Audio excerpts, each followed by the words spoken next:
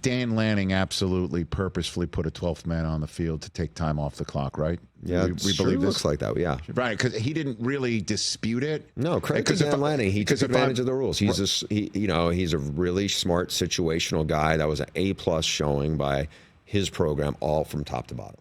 Right, and so do you think that is indicative of the long run here? Because I mean, I know Penn State came up with a very nice win here against USC, right? Mm. And that they feel good about themselves. And your question is, like, how good is USC? Yeah, I understand that. Minnesota took it to them, so yeah. No, I understand that, but they, coming out here, you're in this crazy world. You're coming from the middle of Pennsylvania, flying out to Los Angeles. And we've seen a lot of teams. I think the record's like 3-10 or 3-11 right. Teams traveling 2 time zones. So we're learning how this is going to work. You know what I mean? In the Big Ten action. So I'm just trying to pay some respects here before I say what I'm about to say. Is that it's just, is this indicative of Oregon coming into a new conference and it's their conference? Do you think that's indicative? This victory? I think it's indicative of an Oregon team that was really coached up well and took advantage of. They brought their A game. It was a great crowd atmosphere. Dylan Gabriel played his best game. They ran him when they needed to a little more. Right. I thought their offensive line, which had been really shaky in the beginning of the year, did a terrific job. Ohio State's defense, which has been touted quite a bit, was disappointing in that game. They haven't played anybody really yet. No, they hadn't. They hadn't. So, but the secondary has legit NFL guys, and Evan Stewart ate them up. He's a former 5-star recruit who went to A&M, and he ended up in Oregon in the portal. Looked really good. They ran the ball really well against Ohio State, better than I think most people would have expected. Ohio State couldn't get any pressure or much pressure.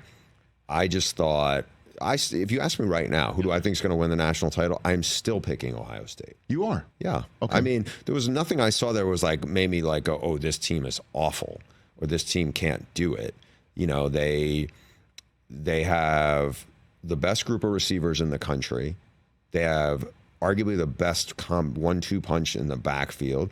Quarterback's a running threat, and I don't think Will Howard he's nowhere near what C.J. Stroud was, but the talent around him, top to bottom, is better than what C.J. had, especially on defense. Well, let me give a little pushback here. And by the way, this is coming from my Ohio State friends.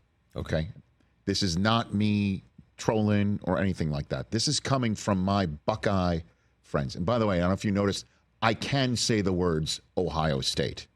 I have no problem with that. Not calling them, Michigan or whatever the hell they call my team.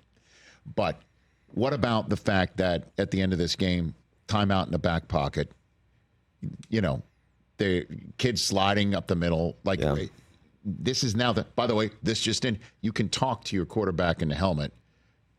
What about the fact that at the end of a game, there was a coaching gaffe or a gaffe by the quarterback that a coach either could have stopped, didn't stop, unable to stop, that's just something that's going to come home to roost against someone like Dan Lanning, who's like, I'm going to put a 12th man on the field to try and mess with the situation, or Sark. When it comes down to it, coaching is going to matter. Sure. What about that idea? I think there's definitely something to be said for that. And also Will Howard is not like last year. They had Kyle McCord.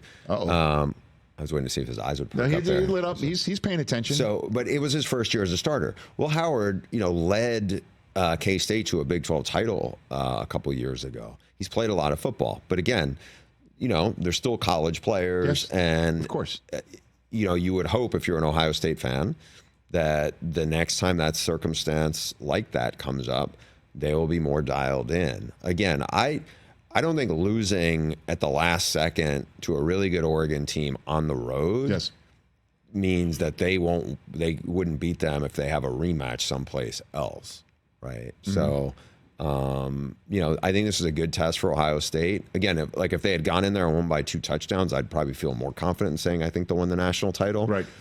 I do think Jim Knowles will get their defense, a little more, again, use the term dialed in, because they have a lot of good players.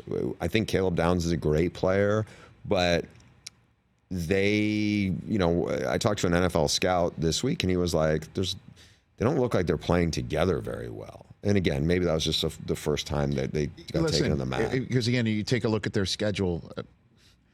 Playing somebody, if you will, and this is no slight to Michigan State either, but going on the road, playing Oregon in Oregon for the first time, out on the West Coast for a conference game, that is not the easiest first assignment by any stretch of the imagination. And you could even basically say, Will Howard's not making the mistake in the horseshoe. Things get crazy up in Oregon, I understand. So catch the Rich Eisen Show every single day on the Roku channel, 12 to 3 Eastern, for free.